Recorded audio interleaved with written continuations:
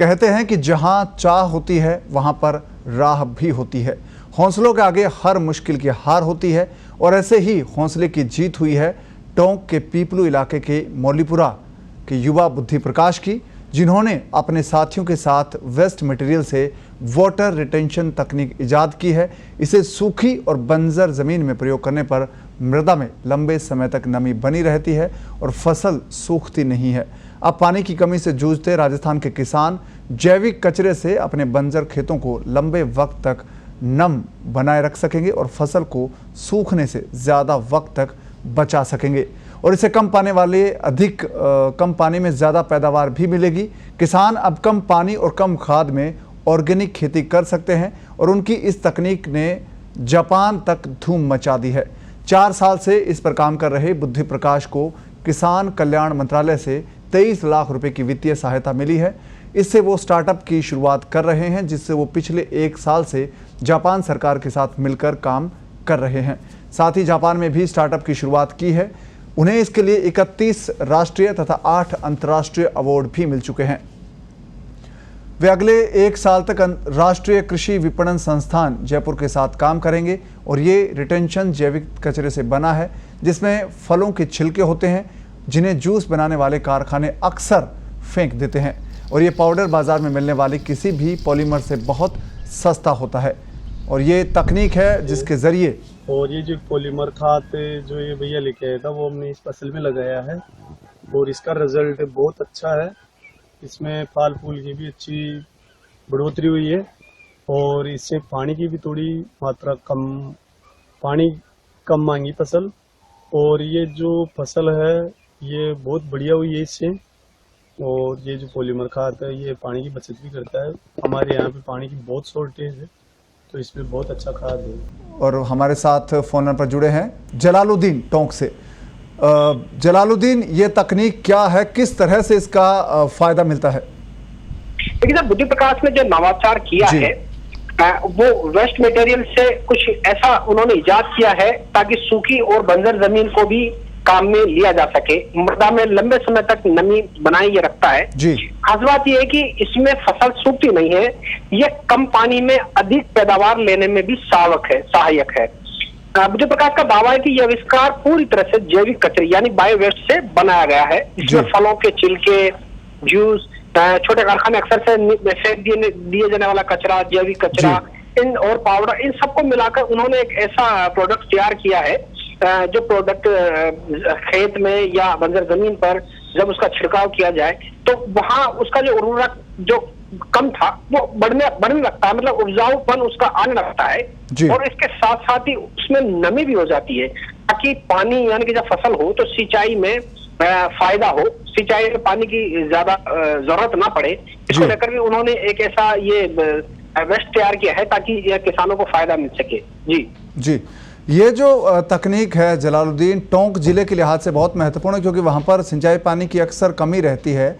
तो कितने किसान इस मुहिम से जुड़े हैं? क्या कोई इसका ट्रायल हुआ है? क्या कोई इसका फायदा उठा रहे हैं किसान?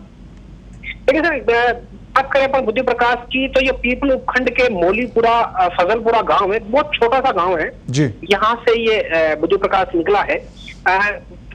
किसान परिवार से ही है, पिताजी भी खेती से जुड़े हुए हैं।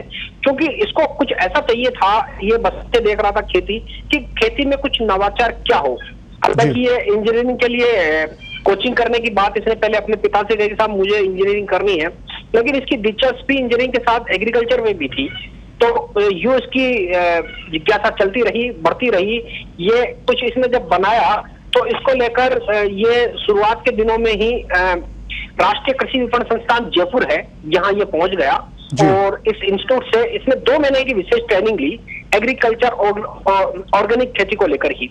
ये ऑर्गेनिक खेती कैसी होती है फिर इसने पूरी समझने के बाद इन्होंने एक ऐसा वेस्ट मिलाकर ऐसा ये प्रोडक्ट तैयार किया कि ये किसानों के लिए फायदेमंद रहेगा। और रही बात किसानों की, तो देखिए सर ये बेसिकली किसान है।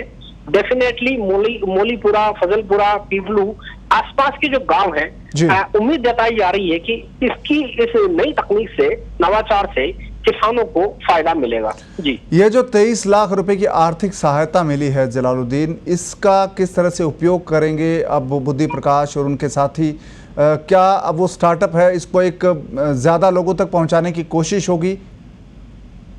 बिल्कुल कहा आपने। जब इसने शुरुआत की थी इस नवाचार की तो इसके पास पैसे नहीं थे उन दिनों।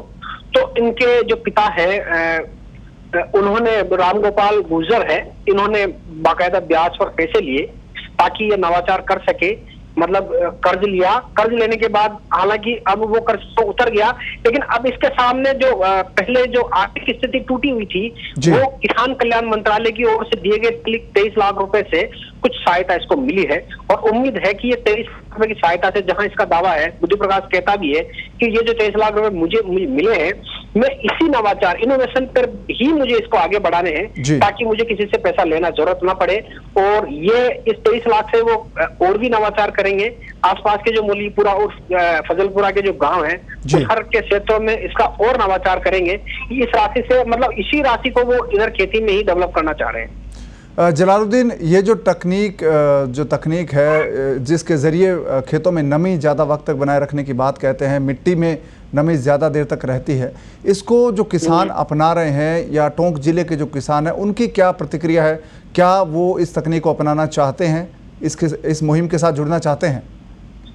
देखिए सर, बहुत अच्छी बात कही आपने। टोंक जिला यूं की बिशनपुर बांध से जुड़ा हुआ है, लेकिन खास बात बता दूं सर, पीपलू उपखंड जो है ये अभी भी बिशनपुर बांध से जुड़ा हुआ नहीं है। यानी कि यहाँ सिंचाई की बात की जाए तो पूरी तरह से पीपलू उपखंड या टोंक जिले का मालपुरा हो, निवाई हो या फिर पीपलू हो, 3 ब्लॉक बिशनपुर बांध से सिंचाई के लिए बिल्कुल भी यूज नहीं करते हैं। तो पूरी तरह इन उपखंडों के गाँव बारिश पर ही डिपेंडेड है, यानी कि तालाब, बांध या कुओं पर ही डिपेंडेड है। जी, धन्यवाद जलालुद्दीन इस तमाम जानकारी के लिए।